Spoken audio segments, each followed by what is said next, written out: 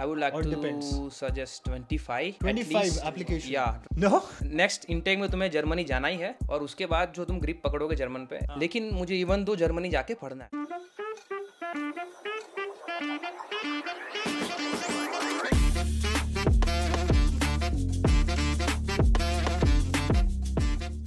Alright guys, so I'm here in Duisburg at the moment, sitting here with University of Duisburg SN student. They're studying masters in different domains. Masters in Technische Logistik. I'm doing Allgemeine Maschinenbau. Yeah, I'm doing masters in logistics. I'm doing masters in mechanical with a specialization in mechatronics. I'm doing European masters in embedded computing systems. I'm doing technical logistics. Cool guys, so my first question is, winter intake 2024 is about to start. I'm sure you guys know your journey as well when you were back in India. What kind of mistakes people would end up making while filing an application? And through this video, I want to educate people to avoid these points, what you guys are going to mention. First thing I would suggest any students is write a proper SOP according to the subject which you're applying. For example, be specific in what you want and don't boast yourself in SOPs. Don't write whichever is not necessary. Make a proper SOP so that it will land you an admit card. Are you saying that if I'm filing, let's say 10 applications in different universities, should I design 10 SOPs or can I change the skeleton of it here and there, or should I write it completely new one? I would say do not go from the scratch because the majority of the background stays the same. Just change the concept or the motivation towards that subject which you're applying. तो मैं बताना चाहूंगा कि ऐसा मत सोचो कि अगर तुमने बैचलर्स अपना कंप्यूटर में किया है, that are the only fields you can apply for. Even if you want to go in logistics as example, you can apply and you can also get admission. For that, just try to apply maximum universities that you can find on online portal. Just don't think that ये नहीं होगा या ये बहुत different course है मेरे जो मैंने बैचलर किया उससे. But ऐसा नहीं है true कि देख, when you apply, let's say I'm studying A, right? And I'm applying for B or C. At times you get rejected because you don't have right subjects. ECTS are not matching. Isn't that the case? That is the case. But I'm just telling for the people who are who just want to really change their fields right now. Give an example. As an example, ऐसा सोचो कि मैंने computer science finish किया. मैंने computer science के masters के लिए बहुत एप्लीकेशंस की. ठीक है. मुझे सब में से रिजेक्शन आ रहा है, लेकिन मुझे इवन दो जर्मनी जाके पढ़ना है. There are people who just want to go abroad and just study whatever they can have. ऐसा मत सोचो कि even for computer science students तुम्हें कंप्यूटर में नहीं मिल रहा है. Try to apply in different fields जैसे कि इंडस्ट्रियल हो गया या फिर as a related to the engineering branch. Yeah, there are multidisciplinary masters available in German universities. So just the perspective कि तुम्हें ए फील्ड में नहीं मिल रहा है ऐसा जरूरी नहीं है कि तुम किसी और में नहीं मिल सकते. I want to say just be positive. You can even get different branches. So you're just to conclude कि when you're designing your university shortlisting, don't just stick to what you've studied in your bachelor's, have other areas as well. What is a good number of applications one may file? What do you think is a healthy number? Is it 5, 10, 15, 20? What is it? I would like or to depends? suggest 25. 25 applications? Yeah, 25 at least. No? He's just saying rejecting. It's just for the, if you want to be sure 100% कि उस 25 में से तुम्हें कहीं से admission आएगा. Just you want to make sure that next intake में तुम्हें जर्मनी जाना ही है. At least 25-100% एक में तो एडमिशन आएगा. If my grades are, let's say, 8.5 and above, does that make sense to still apply? Yeah. Then for 10 applications, then you will select it. Huh? I think 5 to 10 would be enough with what CGPA you told. So right? CGPA 8.5. depends. So depending on my CGPA, my number of applications would vary. Is what you want to say. Yeah. So what was your CGPA? My CGPA, I think 8 it is. So you applied in how many? For around 10. 10 applications. Yeah. Okay. And you? So I applied 6 and 1 Erasmus program, so total 7. Right. But then I got 6 applications.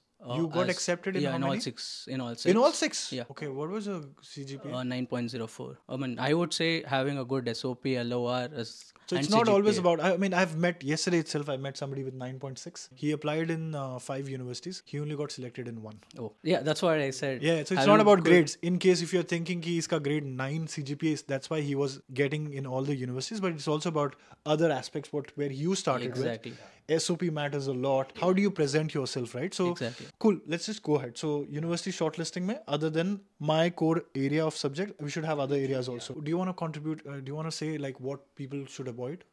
One thing what I have seen with others as well is that mentioning just a point, what you have done is not needed, but you have to describe exactly what you have done, what you have contributed. Correct. It makes more sense in the SOP. In SOP? Yeah. Okay. Fair. You want to say something? And also, like, what I think is like people before applying, they have one thing in mind. So like, okay, I will be going into this field only. But later when they come here, when they study different subjects, their interests might change. So they can move into other fields. So what I would suggest is like, think in a broad manner, not just like in a specific field, specific role I have to work. I would agree on this. There are multiple interesting roles. Yes. I mean, if everyone is working in only one that role, then how this entire company will be running? Right. So what I suggest is think about all other aspects also. Got it. That's also important. So as per you guys, whatever we just discussed, that's the only mistakes people may make? Or do you want to have something? I just want to add one more. If you don't have grades, like, good grades. Yeah, exactly. Right? Okay. Of course, everyone will have grades, That's but not the best. I was just best trying to make sure. If you don't have grades at all, what am I doing? Exactly. And so please don't sit or just apply for English taught courses, apply for German taught courses where you have chances of getting admit. And but of course you will always have the limit or the, how do I tell you, the language requirements. But yeah, please do apply for German taught courses as well. Okay. If you can't leverage your grades in bachelor's to get an English taught course. उसमें add में ये करना चाहूँगा, पहले से ऐसा मत सोच लो कि जर्मन थॉट प्रोग्राम है, तुम नहीं कर पाओगे.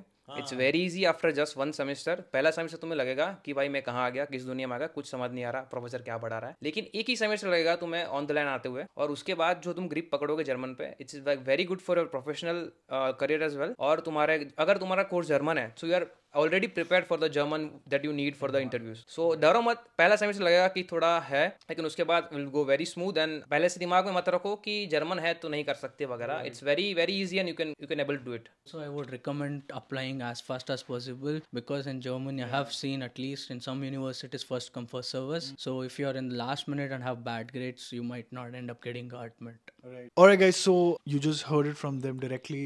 Some of them have spent 2 years here.